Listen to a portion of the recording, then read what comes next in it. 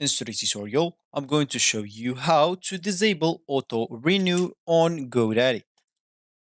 So before we start, of course, the first thing that you would like to do is just go and open whatever browser you are going to use to follow this tutorial steps with. Here in my case, I'm actually using Brave, but of course in your case you can use any other browser could be possibly working for you. Once you open that browser, make sure to go into this URL section, simply type godaddy.com and hit the enter button. Of course, that should take you into this page. And if you're facing any issues with the language, as I faced in my first time in this website, you'll have to scroll down until the bottom of it and make sure to change the country or region, which will change the language with it. Of course, if you want even to change the currency, that will be possible.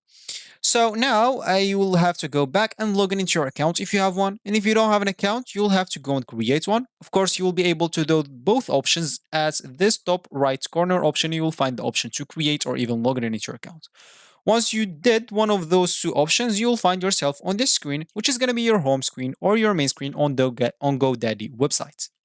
So as we said in the beginning of this tutorial, we would like to disable the auto renew on GoDaddy. So of course, once you are at this page, you can go through a lot of steps to get into the domain portfolio, or you can just go and open a new tab and simply type dcc.godaddy.com and hit the enter button. That's what should take you into the domain portfolio directly, so you don't go through a lot of unnecessary steps.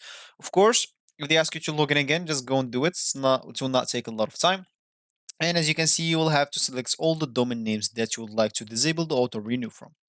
For me, I have just one. For you, you'll find the list of all the domains that you have in your account. And as you can see, once you select it, you'll have this options, this bottom panel. Click at this auto renew and make sure to turn the auto renew off. As you can see, the auto renew for me is already off, but for you, you'll have to click at continue. If it's not already off, then it will be off and you'll be good to go. So this will actually for this tutorial. I hope you like it. Thank you guys for watching it. Goodbye.